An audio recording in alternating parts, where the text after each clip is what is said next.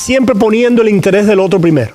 Segundo punto, hasta el final, no solamente por su punto número 1, no solamente por una estación de la vida, no solamente en los momentos buenos, su punto número 2, sino en los momentos malos también. Punto número 3, sin merecimiento.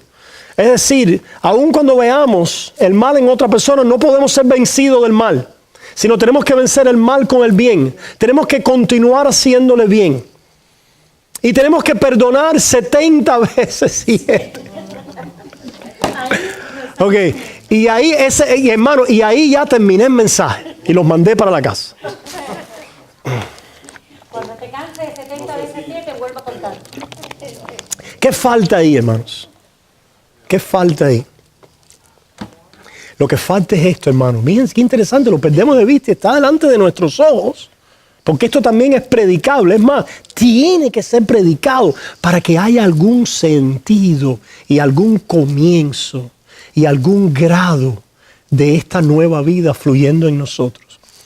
Amados unos a otros como yo os he amado. Esta palabra, predica como Él te ha amado. Es decir, lo único que nosotros tendemos a ver ahí es lo que tenemos que hacer. El imperativo. Pero ¿cómo luciría ahora el mensaje o el otro punto, los otros puntos de cómo Él me ha amado? Iglesia, porque tú eres amado. Tú eres amado. ¿Cuál fue el primer punto del otro que les di? Bueno, no tomaron nota. Ok, iglesia, Cristo se sacrificó por ti. Iglesia, no hay un fallo en tu vida que va a anular el sacrificio de Cristo. Oh. Iglesia, porque Cristo te amó hasta el final. ¿Sabes cuál es ese final? Ese final es que Él te va a traer a gloria. Iglesia, no hay ningún pecado en tu vida, falla, caída, que va a hacer que Él te deje por el camino. Ahí estamos predicando como Él nos amó. ¿Se fijan? Como Él nos ha amado, como Él nos ama. Estamos predicando el indicativo de la gracia de Dios, que es la única manera en que vamos a volver y a volver y a volver en la libertad del Espíritu y de su gracia. Iglesia, porque ama a tu prójimo sin que Él lo merezca, porque así es como Él te ama a ti. Hoy tú no mereces este amor. Ni tu esposa lo merece, ni tú lo mereces. ¿Quién puede perdonar una infidelidad? La gracia de Dios puede hacer que un esposo perdona y reciba al que le ha sido infiel. Y hay un poder poderoso para poder hacerlo. Porque nosotros le hemos sido infieles a Dios. Si nosotros permanecemos y somos saturados de la gracia de Dios, hermanos, la santidad que puede venir a nuestras vidas y que Él puede obrar en nosotros es poderosísima. Pero es solamente en aquel que está recibiendo y apropiándose de la gracia de Dios. ¿Para quién? En otras palabras, si en mí crece, se profundiza el sentir de cuánto yo le he sido infiel a Dios. Y cuánto, a pesar de lo que he sido infiel, Dios me ha perdonado y me ha recibido. Porque ese es un punto a predicar, ¿no? Un punto a predicar ahí es sí, y ama sin merecerlo. Perdona a aquel que reconozca que te ha herido. Libera, aún al que no reconoce, liberando la deuda. En otras palabras, no tengas en cuenta la ofensa que te ha sido dada. Y estate listo para recibir en comunión al que viene arrepentido, porque Dios ha liberado tu ofensa. ¿Tú sabes eso? Que tu ofensa ya no hay ninguna delante de Dios. No hay ofensa. Tu falta de perdón, Dios no la cuenta en contra tuya.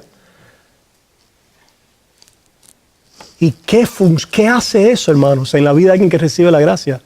Nos hace perdonar.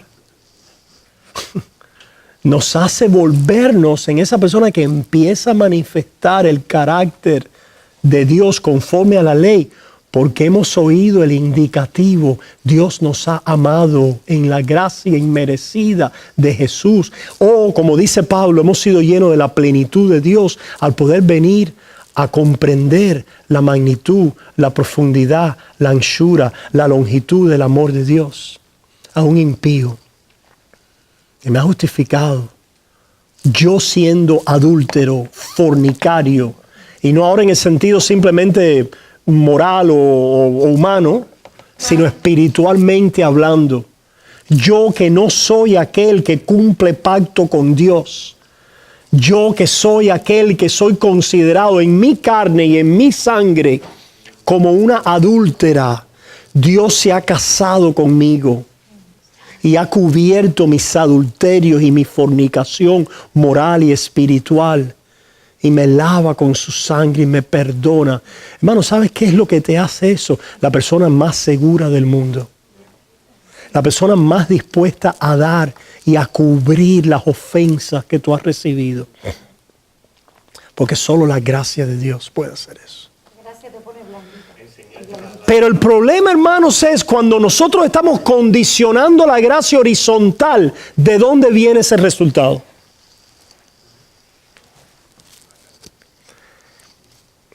¿Será que la estamos recibiendo también como condicional? ¿Será que la razón por la cual yo continúo llenándome la boca de grandes juicios hacia el otro, sin verlo, sin reconocerlo, sin decirme, caramba, qué miserable soy que estoy juzgando a mi hermano? Perdóname, Señor. ¿Será que es porque yo siento que hay algo en mí que qué? ¿Hay algo en mí que Dios me está recompensando por mi qué? Por mi obediencia, algo merecedor en mí. En otras palabras, hay algo que yo he hecho que me ha ganado, merecido, congraciado el favor de Dios. Pero ¿por qué esta persona no puede hacer lo mismo si yo lo he hecho? ¿Por qué esta persona no se arregla? ¿Por qué esta persona, caramba, qué malvado es? Cuando yo, ¿verdad? ¿Qué hice? Me moví de mi maldad, yo ya la dejé atrás, ya yo he hecho esto y esto, yo esto y esto. ¿Se fijan, hermanos? No está ahí comunicándose, la base de esa vida no es que lo que Dios ha hecho por mí, por un miserable pecador ayer, hoy y mañana, el primero de los pecadores. Porque si eso está creciente y abundante en mi vida, hermano, poco a poco, va a haber una santidad que sale de ahí, no una santurronería. Hay una cierta santidad que sale de ahí, hermanos, que a veces luce muy ordinaria, pero es la verdadera santidad de Dios. La honestidad, la sinceridad delante de Dios, la compasión por el otro profundamente. Tú ves a otro pecador o ves algo horrendo en el otro y tú te identificas. Pregunta, ¿te identificas tú con el más vil de los pecadores?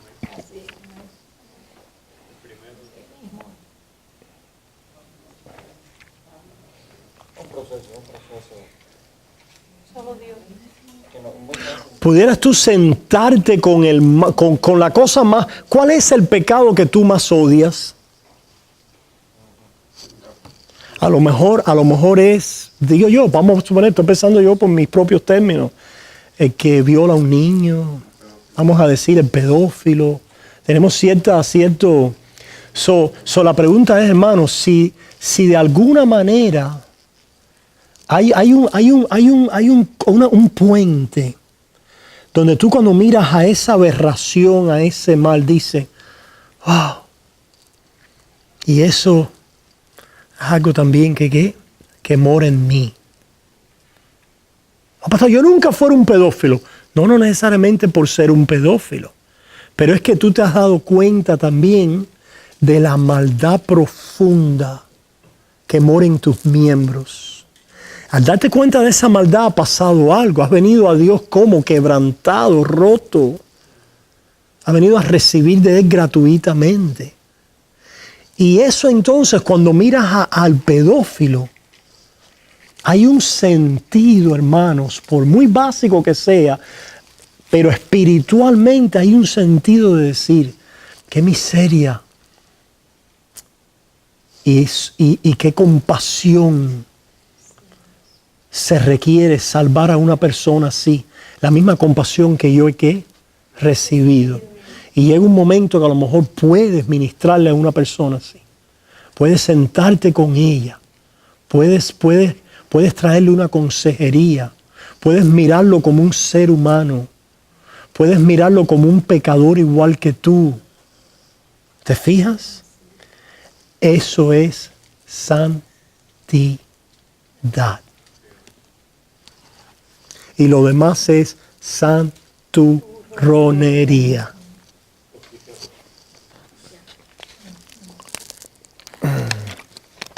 Y uno de los laboratorios más grandes de esto es el matrimonio.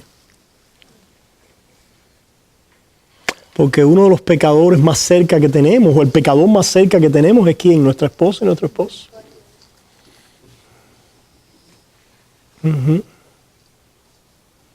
Yeah. Y creo que sí, que ese sentir de compasión es una característica de la santidad. Porque al final, es decir, va acompañada, los frutos, a propósito, por eso es que es el fruto del Espíritu. Porque es un fruto, por supuesto, ese fruto se manifiesta en racimos, es decir, pero es un fruto, porque es el fruto de Cristo. ¿Me fijas? El fruto es la vida de Cristo en mí, comunicándome a mí cómo es que yo estoy en Él, y cubierto, y guardado, y amado. Y hay un sentido básico y esencial de esto, que es este sentido de ¿qué, hermanos? De cómo es posible, Señor. Padre, a mí, Señor, gracias. ¿Ustedes han visto un pecador así, hermano? Hemos estado ahí en algún momento. Claro que sí. Estoy lidiando. Claro que sí, por supuesto se nos olvida. Por eso es que la ley, el evangelio y la predicación constante de ello nos mantiene ahí. Nos mantiene ahí. ¿Te das cuenta? Porque entonces nos lleva a este sentir, a este experimentar de la compasión que Dios tiene para con nosotros. Esta compasión nos da con una... ¿Cómo describirlo, hermanos? Sentido de paz, de gozo, de tranquilidad, de seguridad, de confianza, lo cual no puede evitar ser reflejado horizontalmente. No puede evitar. Lo que pasa es que se troncha, se corta, porque estamos en esta carne todavía, en este mundo, y no estamos constantemente viendo y recibiendo a la luz del amor de Dios. Se oscurece, se troncha nuestra carne, nuestro pecado, las circunstancias. No estamos en la sintonía perfecta del Espíritu, viendo cómo Dios nos conoce.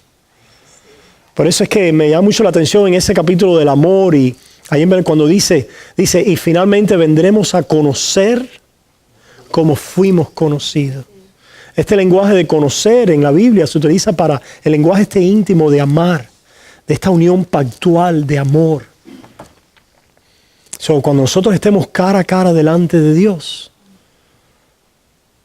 vamos a amar, vamos a conocer tanto a Dios como a uno a otros en la reflexión de cómo hemos sido conocidos, de cómo Dios nos ha amado, de cómo Él nos ha recibido. Y por eso es que va a estar siempre el Cordero con las heridas, por toda la eternidad, comiendo con nosotros, caminando con nosotros, amándonos, bebiendo con nosotros. Las heridas siempre nos van a mostrar cuánto hemos sido amados.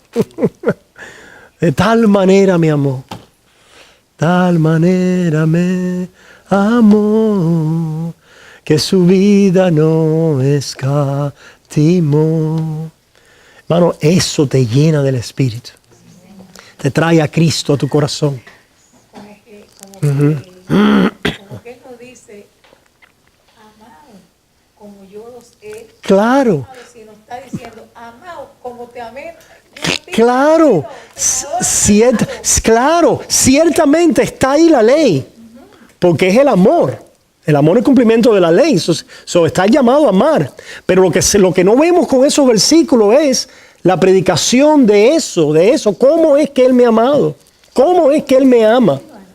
Pero lo que pasa es que a medida que vamos mejorando en la vida cristiana, perdemos un sentido de cómo Él me ama.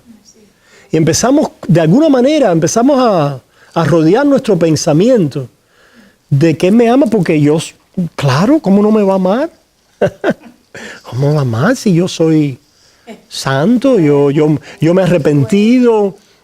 Y más si pensamos que la entrada a la vida cristiana es que hemos traído algo de nosotros. Es decir, que Dios ama a aquellos que han comenzado. Si a lo mejor no son buenos, ni todavía del todo, ni todo piadoso, ni todo santo, pero son aquellos que ya han comenzado a mejorar. Son aquellos que ya han comenzado a cambiar. Dios me ama por eso. ¿Me fijan?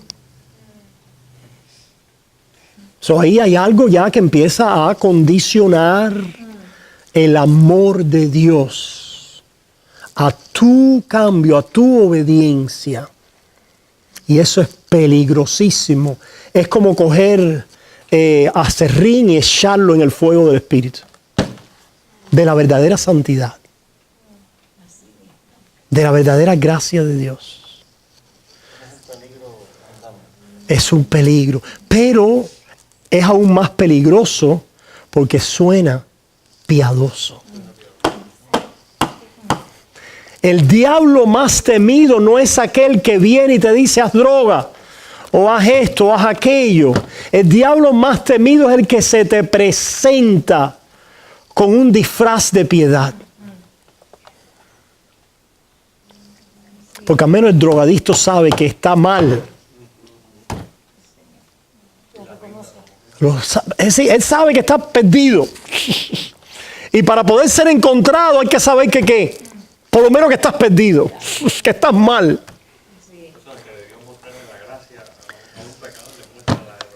Hermano, y eso nos da, porque ya vamos a terminar, ¿no? ¿Verdad?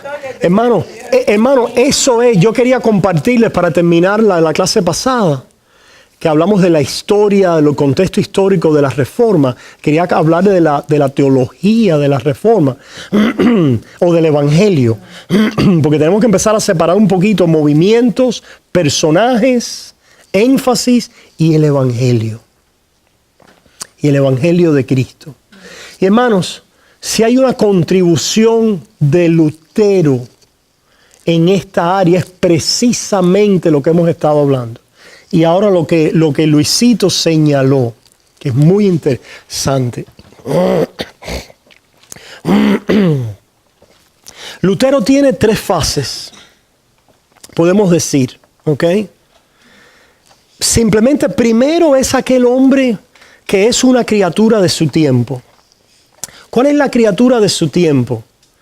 El ambiente religioso, filosófico, intelectual, donde cuando alguien lee Romanos 1:17 y dice, porque en el Evangelio la justicia de Dios se revela, por fe y para fe, la justicia de Dios, el cambio de Lutero viene, o su transformación, o su justificación, o aquello que Dios le entregó, a través del cual se redescubrió, pudiéramos decir, en una manera el Evangelio, tiene que ver con el concepto de la justicia de Dios. Es decir, es de este horno de la justicia de Dios y de la teología de la cruz que se redescubre el Evangelio. Porque así es el Evangelio del origen. La reforma no es inventar algo nuevo, sino es volver a la forma antigua, volver a la forma que tenía. ¿Cuál es la forma del Evangelio? Bueno, primero veamos qué está pasando en el tiempo de Jesús, en el tiempo de los apóstoles. En otras palabras, ¿cuál es el mapa religioso, espiritual y filosófico de la época a donde Pablo escribe este versículo y donde escribe también Romanos 3, 24. Fíjense la justicia de Dios, ¿verdad? La justicia de Dios, mantengamos eso en mente. Versículo 24 de Romanos 3. Siendo justificados por su gracia mediante la redención que es en Cristo Jesús. ¿Dice así? ¿Qué dice?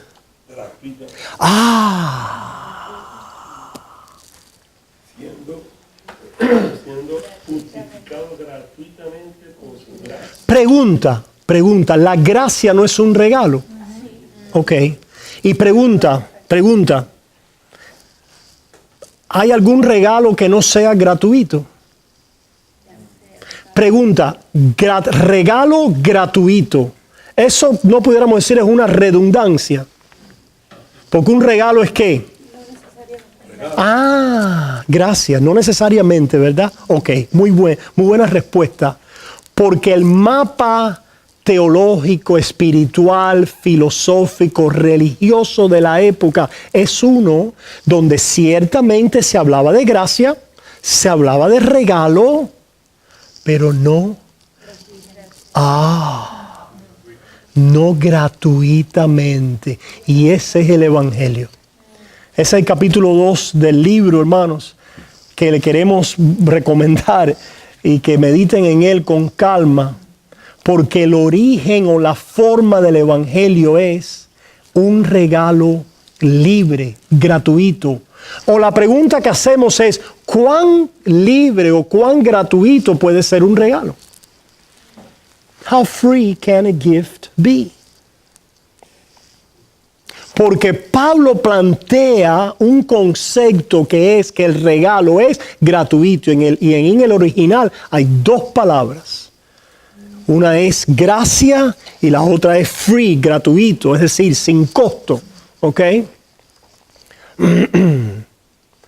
¿Por qué Pablo tiene que decir esto? Porque el Espíritu Santo lo lleva a decir esto. Porque los filósofos de la época, los religiosos de la época, los intelectuales de la época y la práctica de la época es que la justicia de Dios es que Dios le da a cada uno su merecido. O, como diría la filosofía de aquel tiempo, give everyone his due. ¿Qué cosa es la justicia? Darle a cada uno lo que le se merece. Esa es la justicia filosófica de los griegos, ¿verdad? De los romanos. Render to each his due. Ciertamente. ¿Ok? Es la teología de los escritos judíos del segundo templo. Cuando usted va a los diferentes escritos que salen en ese paréntesis después de Malaquías, y en esos 2 siglos antes de Cristo y 2 siglos después de que esos 300, 400 años, los judíos desde el segundo templo, así se les ha llamado en la historia, ¿verdad? Los judíos del tiempo de Jesús, los antecesores de Jesús y los que siguen, no cesaron de escribir. Continuaron escribiendo. Y es muy interesante ver lo que escriben, que no es inspirado por el Espíritu. ¿Y cuál es la teología que ustedes creen está plasmada en esos escritos? Es una teología que busca sanitize. ¿Cómo se dice? Desinfectar los errores de las figuras del pasado y del pueblo de Israel. Si pudiéramos describirlo de alguna manera es que toma a los personajes de Abraham, de Isaac, de Jacob, de Moisés, a los patriarcas, a los héroes de la vida de Israel y al pueblo de Israel y los desintoxica de sus fallos. Es interesante ver cómo lo hacen. De tal manera que ellos terminan siendo el paragón de ejemplo en la historia. Es decir, el pueblo de Israel y estas personas y Abraham reciben la gracia de Dios porque ellos están recibiendo algo que merecen conforme a cómo ellos se han comportado y han dado respuesta a la gracia y a la sabiduría de Dios. Esa es la literatura del segundo templo. Okay. Uno de los libros muy interesantes al respecto, que quizás uno de los más conocidos, es La sabiduría de Salomón, The Wisdom of Solomon.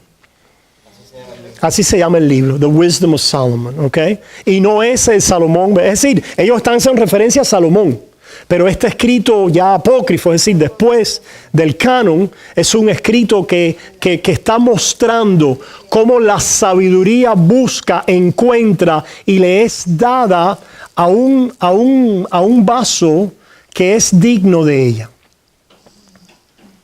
Por diferentes razones. Okay. Porque, por ejemplo,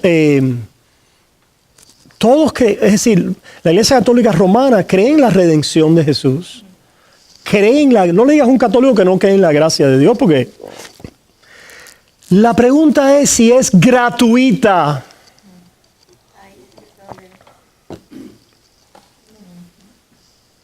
Esa es la pregunta.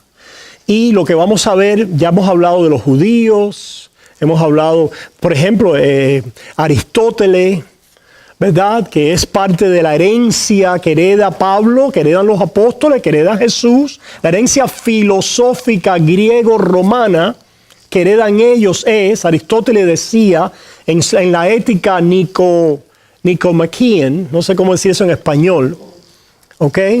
Aristóteles decía que una persona se hace justo practicando la justicia. Que una persona llega a tener virtud practicando la virtud, ejerciendo algo que está en él naturalmente y de esta manera llega. La persona quiere ser justo, tiene que practicar la justicia, tiene que hacer de alguna manera lo que está en él y convertirse así en justo, en virtuoso, en aquella persona que va a recibir, ¿verdad?, de Dios, de la divinidad, aquellas cosas que él ha practicado, que él ha hecho. Hermano, eso es la religión natural, ¿no es así? Exacto, está aplicando un plano natural. Correcto. Ciertamente. Venimos entonces, el otro ejemplo, hermanos, es el ejemplo de un romano por excelencia en el Senado de ese tiempo contemporáneo con Jesús, los apóstoles, Séneca. Y Séneca tiene un tratado que se trata de beneficio o de los regalos, precisamente de cómo dar regalos. Y Séneca está lidiando con la frustración de que sus contemporáneos, ¿verdad?, no saben cómo dar sus regalos. Porque para dar un regalo uno tiene que analizar dónde va a poner el regalo. Porque si no lo analiza, desde el momento en punto que lo suelta, lo perdió.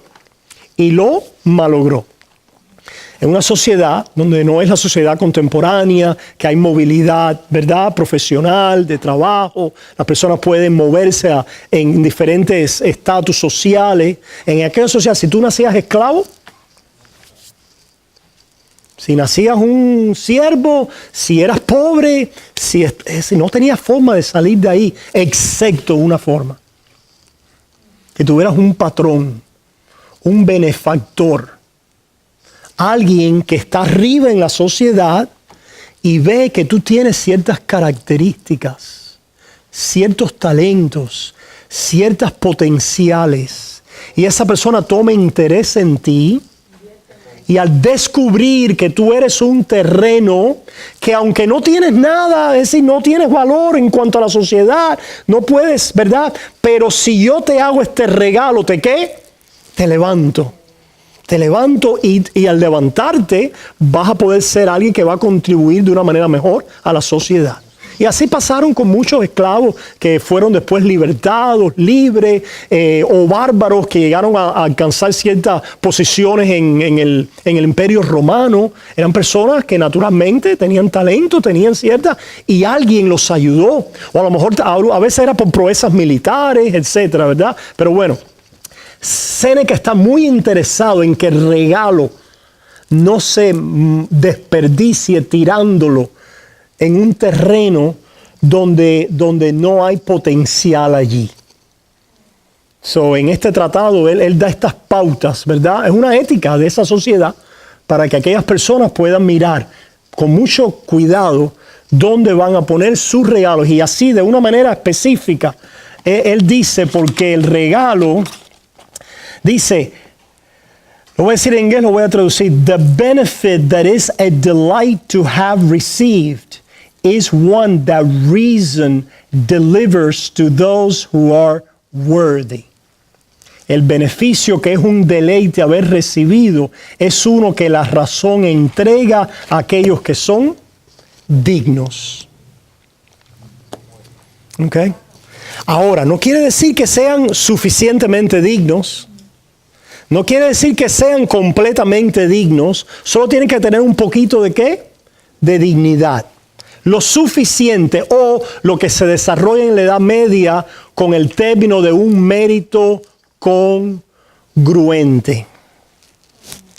Que no es que el pecador llegue a tener el mérito que tiene Dios y la santidad y justicia de Dios, pero si sí llega a una medida sobre esa base, ¿verdad? Ya la gracia de Dios le es entregada, tiene una aceptación y por ahí puede crecer en ese mérito. En esa dignidad de su ser, en esa justicia que le va a ser entregada sobre la base de ¿qué? De lo que hay en él, de lo que él está haciendo, de lo que él ha logrado. Ok, hermano, esa es la idea que penetra, ¿verdad? Todo el mapa de la antigüedad. Está en la antigüedad clásica, la Edad Media. Y llega entonces a Lutero. ¿Qué estaba haciendo Lutero? Tratar de hacer lo que todo el mundo hacía. Él estaba en la lista en the monk's principle. Si había un monk que era el primero de la lista en su monasterio, era él. Porque él miraba esta vez la justicia de Dios. Yo tengo que poder trabajar y obrar conforme a esta justicia. Y por la gracia de Dios no aquietaba su conciencia. Y cuando confesaba pecados, le pensaba que todavía no había terminado. O que quizás no había sido lo suficientemente sincero. Y ahí estaba, tocando la puerta Staples, su confesor, que era el rector del monasterio, del agustiniano. Una vez Staples le dijo: oye, Lutero, ve y peca de verdad y después ven a verme, por favor. Es decir, no vengas a verme con pecados imaginarios. Pero bueno, tanto fue, y por la gracia de Dios este hombre envía a Lutero, a veces a lo mejor se lo sacaba de arriba, o no, y parece que vio las cualidades y él creyó que el estudio bíblico y de las escrituras le iba a hacer bien a Lutero. Y lo envía entonces a estudiar Biblia y teología. Y Lutero, entonces, al estudiar Biblia, teología, graduarse y empezar a enseñar la Biblia, en los años 13 al 15, Lutero está dando una serie de conferencias sobre los salmos.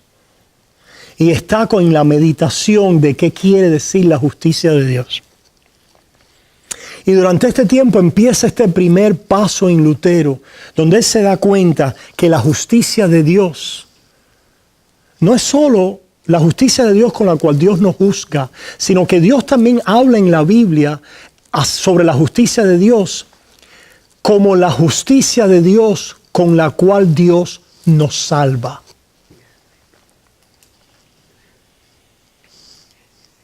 La justicia de Dios que viene a nuestro rescate. No la justicia que nosotros entregamos y damos de nosotros, sino la justicia con la cual Dios entonces nos salva. Y entonces entiende Lutero algo. en aquel principio, en aquel inicio, ¿verdad? En ese Lutero, vamos a decir, todavía no cocinado bien, había un dicho en la sociedad, espiritualmente y religiosamente hablando, que es que cada uno tenía que hacer lo que estuviera en uno. Y Lutero todavía no ha salido de ahí, pero él dice, caramba, lo que está en uno entonces solamente puede ser la humildad de la fe, humilitas fidei. Y Lutero entonces utiliza este concepto y él dentro de los parámetros de lo que él tenía en su mente, empieza a decir, yo no le puedo traer a Dios justicia, porque no la tengo. Pero lo que yo puedo hacer es humillarme en ese reconocimiento y presentarme delante de Dios en esa humillación de la fe. Eso es lo que puede hacer el hombre. Ese es ese primer avance de Lutero. Y entonces Dios viene a tu rescate dándote tu justicia. La justicia que Él ahora deposita en ti y que ahora va a obrar en ti, pero ya la obra porque Él te la dio en su gracia. ¿Ok? De ahí entonces eventualmente Lutero continúa en otros comentarios, viene a Romanos, del 15 al 16, Lutero empieza a dar clases sobre Romanos. Y en dando clases sobre Romanos, Lutero madura un paso más. Interactúa también con Agustín. A pesar de ser un monje agustiniano, Lutero no necesariamente conocía las doctrinas de Agustín.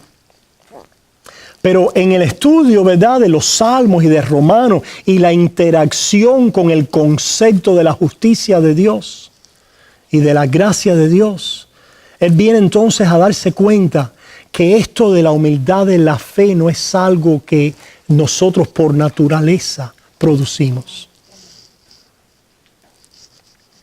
que es un regalo de Dios. Y entonces ahí da otro paso. Y entonces empieza a enseñar en contra de cualquier tipo de pelagianismo. Porque ¿qué cosa era Pelagio, el pelagianismo? Que el hombre podía hacer algo de sí mismo. Y en eso que podía hacer, podía entonces recibir la aceptación divina. Pues Lutero ahora, junto con Agustín y basado en la reflexión sobre la justicia de Dios y la gracia de Dios, empieza a atacar e ir en contra de Pelagio y afirmar que es la gracia de Dios lo que causa en nosotros esta actitud, esta disposición, y recibiendo así el perdón de Dios, ¿verdad? Recibimos la capacidad de amarle. Y de esta manera somos justificados. En otras palabras, la gracia de Dios nos hace justos. Porque venimos entonces a recibir el amor de Dios. Le amamos.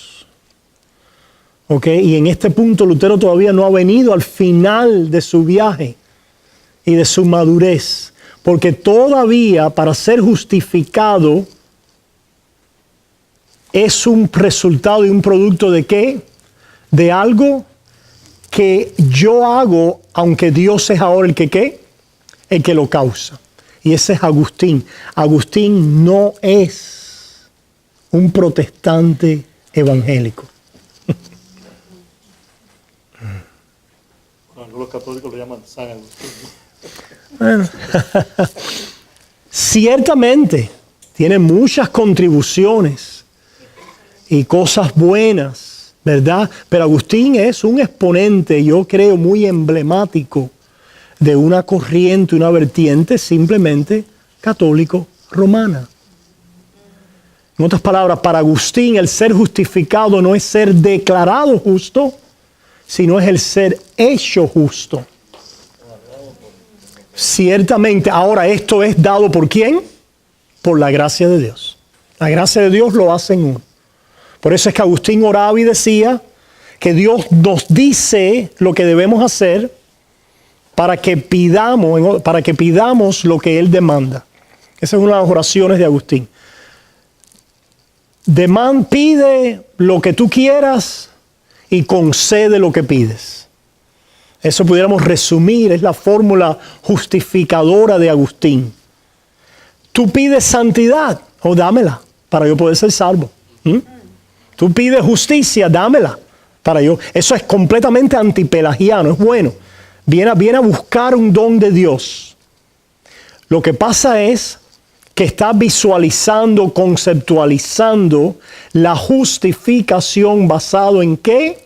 En la santidad, la justicia y la obediencia que Dios está obrando en mí.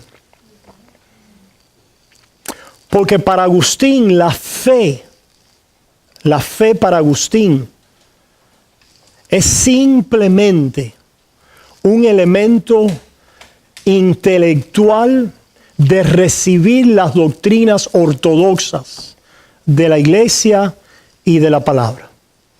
Eso es lo que es la fe. Es decir, la fe necesita algo más. ¿Qué es lo que necesita la fe? Aparte de simplemente creer las doctrinas de la fe, tenemos que venir a amar a Dios.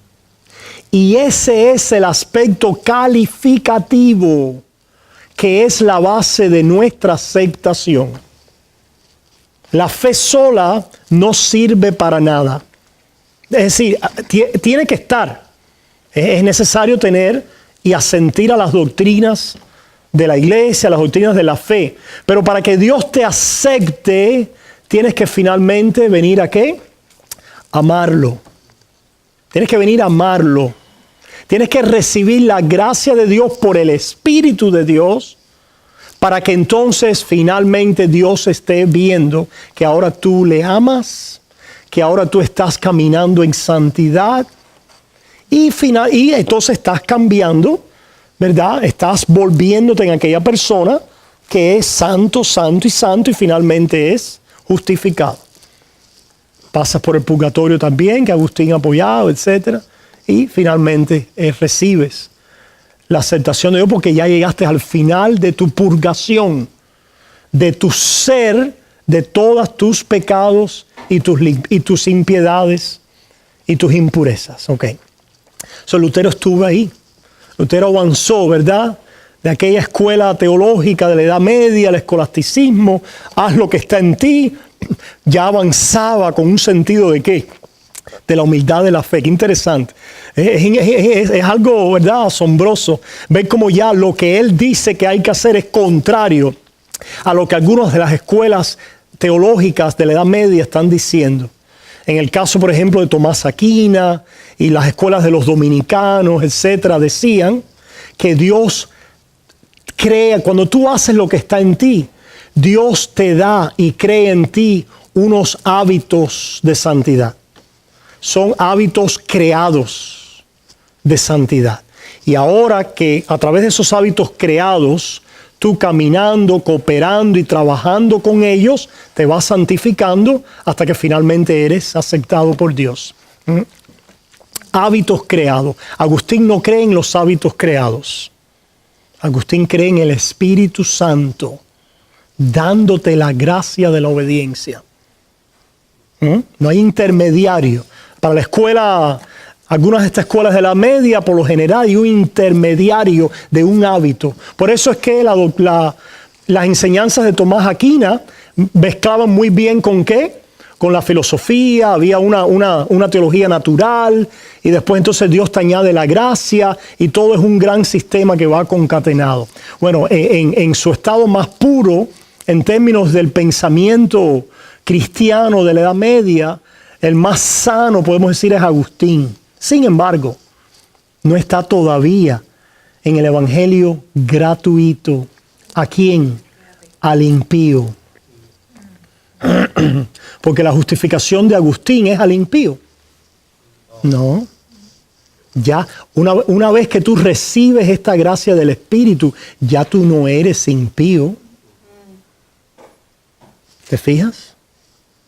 Ya tú ahora, sí, ciertamente hay pecados residuales en ciertos aspectos de tu vida, sobre todo en estos aspectos más básicos y bajos de tu ser, las pasiones, ¿verdad? Estas cosas todavía están afectando nuestras vidas, pero ya hemos venido en una parte de nuestro ser a cambiar ontológicamente. Es decir, ontológicamente, esencialmente. Ya hay algo ahora que es diferente. Pudiéramos utilizar el lenguaje de hoy. En mí, por el poder del Espíritu Santo. Y eso que es diferente en mí, me hace ser un santo y justo y finalmente justificado.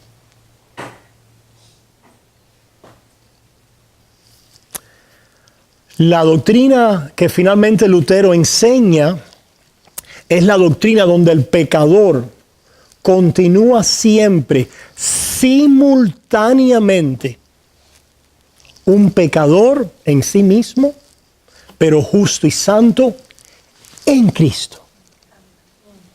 En Cristo.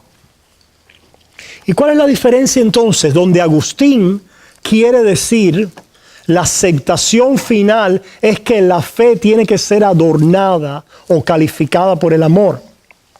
Lutero va a decir no. Nuestro amor es adornado y calificado por la fe. Y en algún momento en su estado maduro, Lutero empieza a decir, y están las citas, y entendí que Agustín no hablaba perfectamente sobre la justificación. Y ahí comencé a apartarme de él en ese aspecto. ¿Qué quiere decir Lutero con esto, hermanos? Piensen, para uno, delante de Dios vamos a ser aceptados porque hay en nosotros ahora un cambio y una justicia y un amor. ¿Ok? Que finalmente se va a perfeccionar para entrar en su presencia. Para el otro, nunca Dios nos acepta sobre la base de nuestro amor y de nuestra justicia. ¿Por qué? Porque nuestro amor siempre es ¿qué? Deficiente, imperfecto, nunca llega. Por lo tanto, el creyente tiene amor, pero la razón por la que es aceptado delante de Dios es porque ese amor es cubierto, adornado, calificado por la fe. Y cuando decimos por la fe es cubierto y calificado por la justicia de Cristo que la fe abraza. En otras palabras, sobre la base de nuestro amor, nunca pudiéramos ser aceptados por Dios. Pero el amor, que es un resultado de la fe, va cubierto, va protegido, va lavado, va satisfecho, va perfecto, porque la justicia de Dios en Cristo nos cubre. De tal manera que si Dios tratara conmigo sobre la base de lo que yo hago, nunca pudiera ganar aceptación, porque mi amor y mis buenas obras siempre están corruptas y manchadas con mi pecado. Y nunca cumplo y termino la ley de Dios, que es lo que Dios demanda en su justicia conforme a la ley, la perfección de sus mandamientos. Pero ahora por la fe, que no es simplemente un entendimiento intelectual. No es simplemente un entendimiento intelectual, sino una confianza en la persona y la obra de Jesús por nosotros. Una confianza de corazón, un descansar en la obra de Jesús a nuestro favor. Una cosa es entender y ver y comprender lo que significa la obra de Jesús. ¿Ok?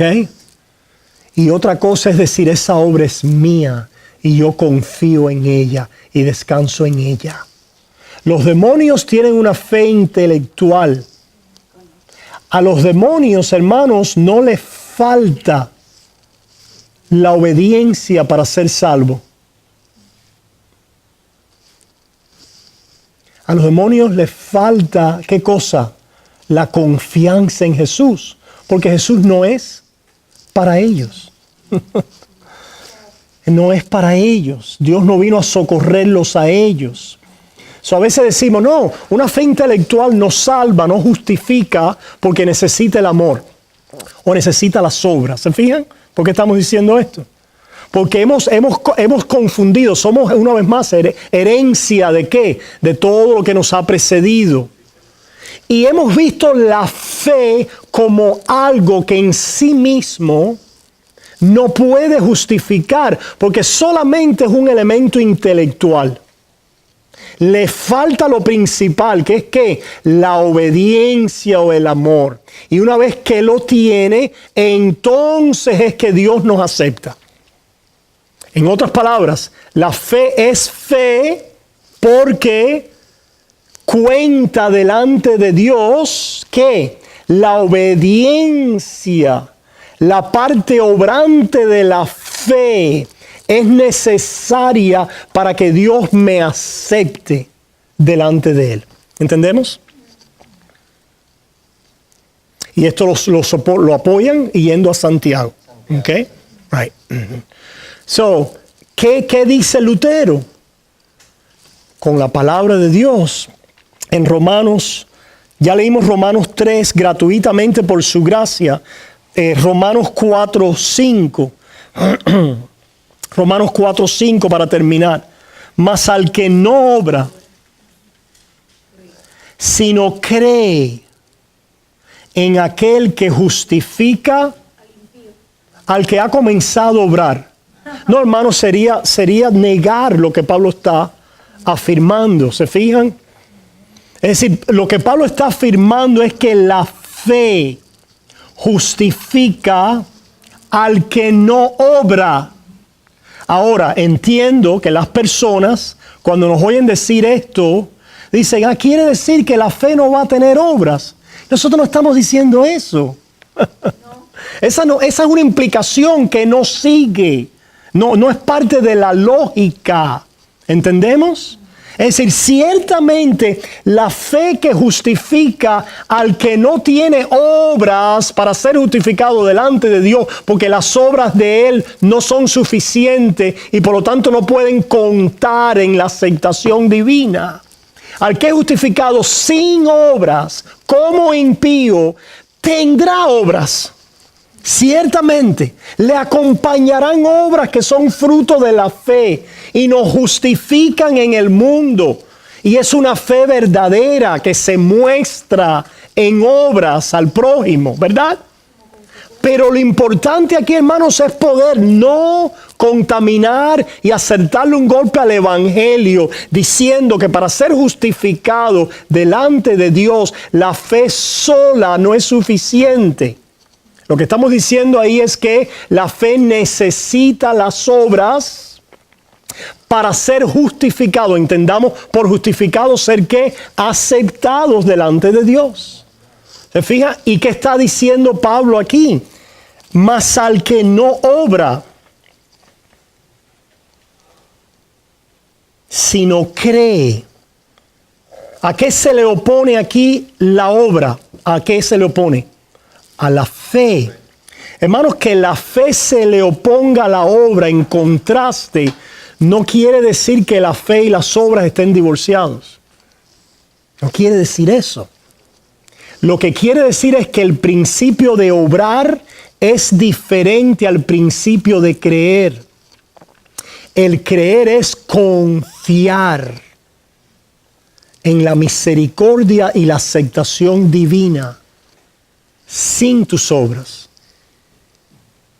Y el obrar es obedecer algún mandamiento de Dios. El obrar es hacer algo delante de Dios. Y si quieres ser justificado por las obras, entonces tienes que hacerlo todo. Todo. Por lo tanto, estos dos principios de justificación no pueden mezclarse.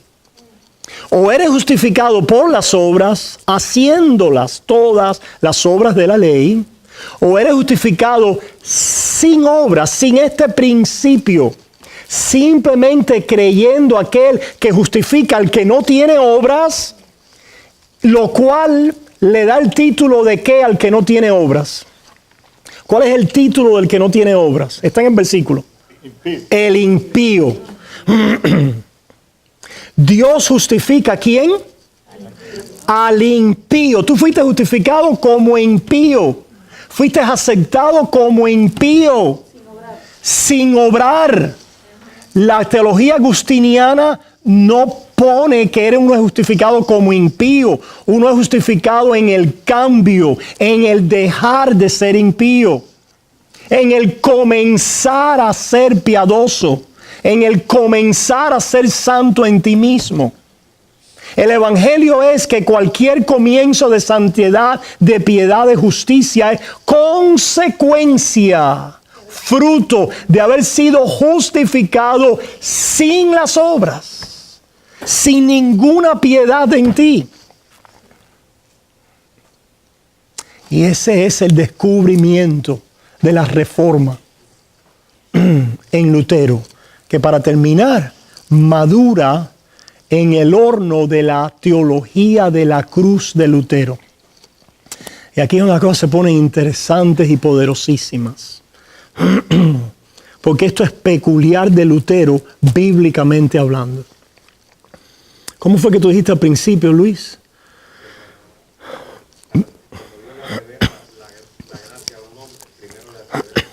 Ya, ok.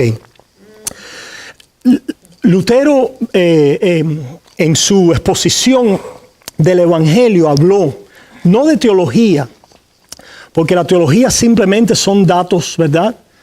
Intelectuales. Y él creía en el teólogo. ¿Qué quiere decir el teólogo? Es aquel que es atrapado por el conocimiento de Dios.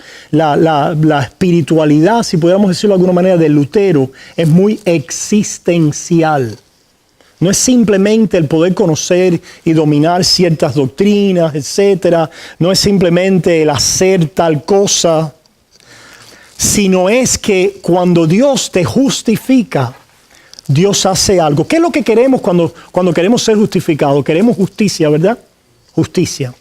Bueno, para Dios darte justicia, primero te la quita toda.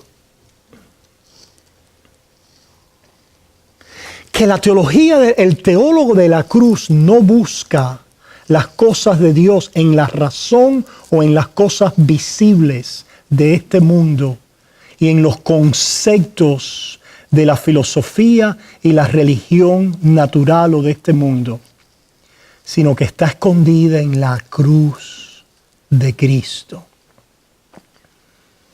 Colosenses 3, nuestra vida está ¿qué? Escondida en Cristo Jesús.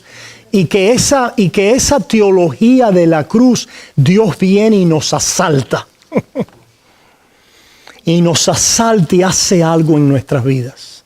Hace algo que tiene un contrario a lo que queremos lograr. ¿Qué queremos lograr? La vida, ¿verdad? Ok.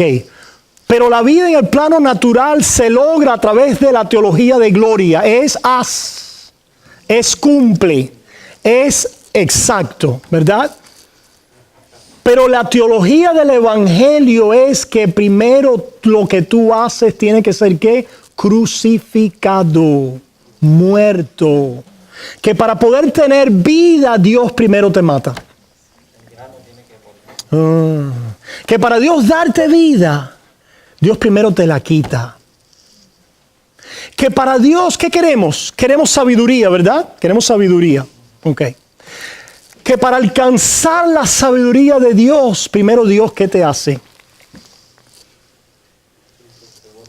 Como un tonto, como un loco. La locura de la predicación. Que para qué queremos fuerza, poder. Que para Dios hacerte fuerte y poderoso, ¿qué te hace primero? Blandito. Y hermanos, ahí cualquier concepto de Dios en cuanto a algo que tiene Dios y algo que Dios te va a dar, primero te va a despojar a ti de cualquier acción propia o cualquier camino de lograrlo siendo un teólogo de gloria. En otras palabras, te va a atacar con la cruz. Y eso es una teología de sufrimiento, como diría Lutero. Una teología de sufrimiento. Y de esta manera somos justificados. Somos aceptados por Dios. Porque Él nos despoja y nos da vida. La hace la herida y la sana. Nos humilla y nos exalta. Nos mata y nos resucita. Nos hace débiles para hacernos fuertes. Nos hace necios para hacernos sabios. Lo cual entonces nos vuelve como, hermanos, volviendo al principio, al matrimonio, etc. ¿Qué pasa con una persona en la cual esas dinámicas espirituales están operando? Claro. Estas dinámicas espirituales que están obrando en mi vida por el poder del Espíritu y del Evangelio, donde mi vida cada día más está siendo guardada en Cristo, escondida en Cristo, asegurando en Cristo. Si me va a hacer fuerte a través de debilidad, ¿qué me va a hacer eso a favor de los débiles? Si me hace impío para poder justificarme, ¿qué me va a hacer eso a favor de los impíos? Si me hace ciego para darme luz, ¿qué me hace eso a favor de los ciegos? ¿Se fijan? Compasión, misericordia, gracia. Lo cual es el carácter de Dios en Cristo Jesús, porque la compasión y la misericordia se han dado cuenta que es amor, pero es amor en un estado que una cosa es amar al bueno, eso es amor, pero ¿qué cosa es la misericordia? ¿Amar a quién? Al malo. Al malo es amor, pero es amar al malo. Hey, así nos ha amado Dios. Y nos sigue amando así. Por lo tanto, Lutero no salía de esta fórmula, que somos simultáneamente en nosotros mismos. Si Dios quita su vestidura, si Dios quita de afectarnos y de asaltarnos con la cruz, ¿qué queda en nosotros, hermanos? Por eso Lutero puede expresar con Pablo, yo soy el primero de los pecados. En otras palabras, y esto es lo que no entienden, las personas no entienden, porque si ustedes fijan, en el carismatismo hay una ansiedad por la gloria, por poder establecer, declarar, ¿verdad? Afianzar, apropiar gloria. Pero ¿cuál es el camino a la gloria? La gloria no es el camino de la cruz. No es el camino de vaciarte, de matarte, de enterrarte para darte nueva vida. Ese no es el camino de la teología de gloria. Es la teología de lo razonable, de lo que vemos. Por eso es que es muy razonable, hermanos. Es muy razonable para las personas. Pero por eso aquí se nos hace tan difícil, caramba. Es difícil se nos hace, ¿verdad? Para nosotros mismos, no es difícil. Yo veo a Jorge, ¿verdad? Jorge, yo también he estado así, estoy así muchas veces. Porque no lo... es difícil de creer. ¿Por qué, hermano? Porque no es que. No es natural.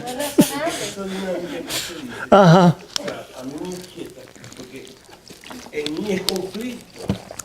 Claro, y Lutero tenía una palabra para eso. Él decía que era un la palabra en el alemán era Affention, algo así. Y en inglés es como un angst, ¿Cómo sería en español? Ayúdenme. Como un cierto tipo de ansiedad, o como tú lo has dicho, ya, perfecto. Tú lo dijiste, Jorge. Tú lo dijiste, es un conflicto. Pregunta. Sí, ¿por qué? Porque todavía no ha sido, ¿qué? En el proceso.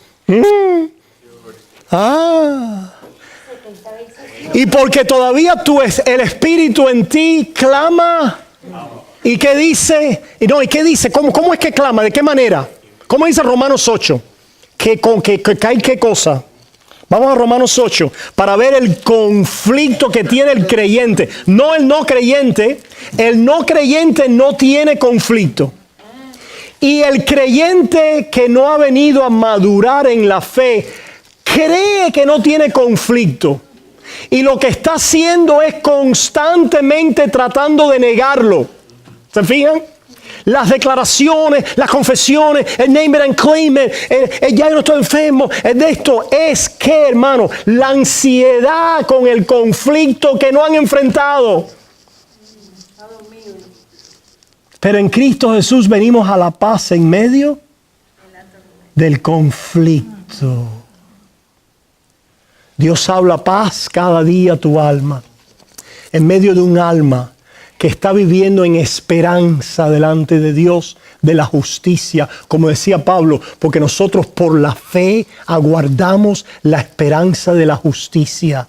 Pero mientras tanto, ¿qué hacemos? Gemimos. Está bien gemir, Jorge. Romanos capítulo 8 dice, Romanos capítulo 8 comenzando en el 18, pues tengo por cierto que las aflicciones.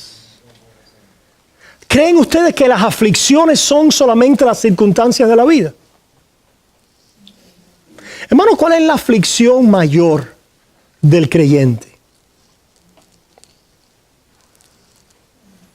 El pecado que mora en nosotros. ¿Cómo no va a haber un conflicto? Pero si ya estamos en gloria, decimos que no lo hay, engañándonos a nosotros mismos. El otro tiene la culpa del otro. Sí, o el que diga que no tiene pecado hace a Dios mentiroso. Algunos no es que, algunos son creyentes, pero ¿qué ha pasado? Que la ansiedad por tratar de decir, porque ¿qué es lo que han enseñado? Si tú reconoces ese conflicto, tú no estás en gloria. Tú no eres un creyente. Tú no eres justo, tú no eres santo. ¿Quién tú eres? Oye, quita eso de tu boca. No confieses, no digas ese. No. Tú eres santo, tú eres justo. Ya tú eres la hija, el hijo. Va, todo. Es una teología de gloria solamente. Pero gloria solamente será cuando estemos ¿dónde? En gloria. Y con todo y eso vamos a tener al Cristo caminando y comiendo con nosotros y bebiendo con las heridas. Porque quiere tener ese memorial de la gracia, de ese amor a la última potencia que es la gracia de Dios, al que no se lo merece. Ya no va a haber conflicto en el cielo. Ahora el conflicto está porque no lo podemos ver plenamente. Y sufrimos y nos llenamos de ansiedad y vivimos a veces en temor. Hay un conflicto también que es natural o espiritual de la carne contra el espíritu. El espíritu que nos anhela celosamente y nos anhela y nos comunica continuamente, eres mi hijo. Eso lo comunica el espíritu, pero el espíritu lo comunica siempre mostrándonos ¿qué? Para sacarnos de nuestra complacencia, ¿dónde? En el yo, porque ¿qué es lo que el yo hizo en pecado? Se trató de separar de la unión con Dios, haciendo su propia obra, justificándose a sí mismo, diciendo que todo estaba bien. La teología de gloria lo que pasa es que no puede vivir en esperanza, porque trae la gloria al presente. Y aunque nosotros tenemos la gloria del Evangelio y el Espíritu Santo con nosotros y la presencia de Dios a nuestro lado, pero todavía no. Se vive por fe y por esperanza, claro. Y mientras vivimos en fe y en esperanza, gemimos, aguardamos, luchamos, sufrimos. ¿Se fijan? Dice, las aflicciones del tiempo presente no son comparables con la gloria venidera que en nosotros ha de manifestarse. Porque el anhelo ardiente de la creación es el aguardar la manifestación de los hijos de Dios, porque la creación fue sujetada a vanidad. No, sí. Romanos 8, 18, 19 y ahora estoy en el 20. Porque la creación fue sujetada a vanidad, no por su propia voluntad, sino por causa del que la sujetó en esperanza. Tu vida siempre va a estar tocada por la vanidad. ¿Qué cosa es la vanidad? No estamos hablando necesariamente ahora de la vanidad en el sentido de la concupiscencia, sino de aquello que nunca llega finalmente ¿a qué? A lo perfecto, a lo ideal, a aquello que quisiéramos, que anhelamos, que deseamos, pero de alguna manera continúa ¿qué? No pudiendo aquilatarlo y recibirlo a plenitud. Ya está ¿en quién? En Cristo Jesús. En Cristo Jesús estamos completos. ¿Se fijan el indicativo? Porque si queremos vivir, y esto es lo que nos pasa, debido a nuestra ansiedad con el sufrir, queremos evitar el sufrimiento validándonos en nuestra ¿qué? En nuestra acción. Ahí es donde entra la fe. Sí, haciendo ahora, es decir, siempre estamos tratando de poder justificar, validar, existir de alguna manera sobre la base de lo que estamos haciendo, encontrar la paz, encontrar el ideal, la gloria, y por eso es que están todas las teologías de gloria, hermanos, de diferentes sabores y medidas, que todos están dándole vuelta al perfeccionismo de una manera u otra, ¿verdad? Pero, ¿qué es lo que hace el Hijo de Dios? Vive en esperanza. Esto no lleva a libertinaje, hermanos. El que es un libertino y no comienza en medio de este asalto de la cruz a amar a Dios, es porque no ha visto el amor de Dios. Es porque no ha sido atrapado por la gracia de Dios, simplemente. No ha recibido el amor que nos justifica. Porque ese amor que nos justifica, que nos muestra verdaderamente nuestro pecado y nuestra maldad, causa en nosotros una respuesta de amor, pero es libre. Esa respuesta es libre. El problema de nosotros es que inmediatamente volvemos aún como cristianos, vamos ahora a la santificación y a las obras y la queremos poner otra vez. Otra vez la queremos poner de caballo en vez de carro. ¿Se fijan? Siempre estamos siguiendo, porque lo no natural que nos viene de arriba es el descansar en la obra de Jesús. De allí, descansar. Por eso que tenemos que seguir oyendo la palabra de Dios, seguimos oyendo la predicación, seguimos en los sacramentos, seguimos exhortando y alentando. Tenemos el Espíritu Santo que nos continúa consolándonos. ¿Cómo nos consuela? Haciendo las cosas de la ley. Las cosas de la ley vamos a hacer. Y vamos a hacer más y más en la medida que seamos santificados. Pero nos consuela. ¿Dónde? Arropándonos, cubriéndonos, escondiéndonos, guardándonos, dándonos descanso en Jesús hasta que el día sea perfecto. Por eso dice, terminamos ya, hermano. Versículo 21, 22, porque también la creación misma será libertada de la esclavitud de la corrupción a la libertad gloriosa de los hijos de Dios. 22, porque sabemos que toda la creación gime a una y aún está con dolores de parto hasta ahora. Dolores, ¿cuántos han conocido dolores de parto? Solamente un grupo aquí. Porque hay un género que nunca lo ha conocido. Dice, ¿qué tú crees de eso, Raiz? Un cólico.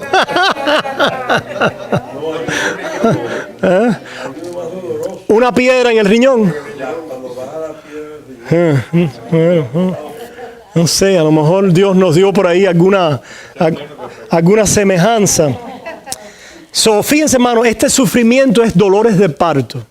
Y no es dolores de parto porque perdiste el trabajo, no es dolores de parto porque te enfermaste, no es dolores de parto por una situación familiar. Estas cosas dan dolores, ciertamente, y mucho dolor. Pero el dolor esencial, el gemir esencial del creyente, es ese miserable de mí. ¿Quién me le va a este cuerpo de muerte? Gracias, Señor, por Jesucristo. Y lo espero, lo aguardo.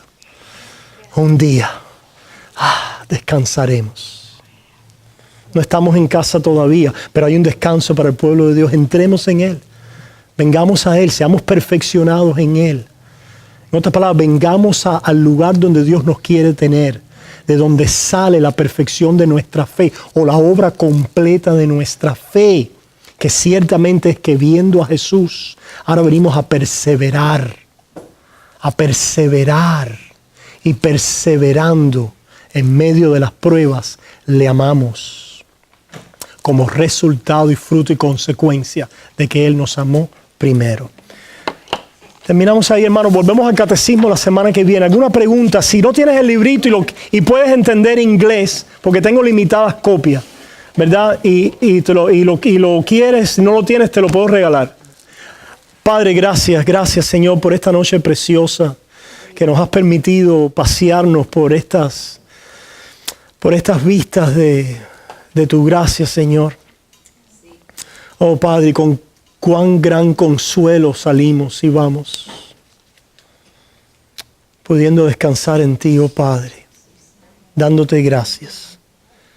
Ayúdanos mañana, Señor, a poder vivir en esta gracia y en los frutos de ella, en las buenas obras que has preparado para los que te aman de antemano. Señor, ayúdanos en esas buenas obras, para amar, para hacer bien, para tener compasión, para servir, comenzando con los que nos rodean. Santifícanos más en tu gracia, Padre, porque te pedimos estas cosas confesando nuestras muchas faltas y pecados en el nombre de Jesús. Amén y amén.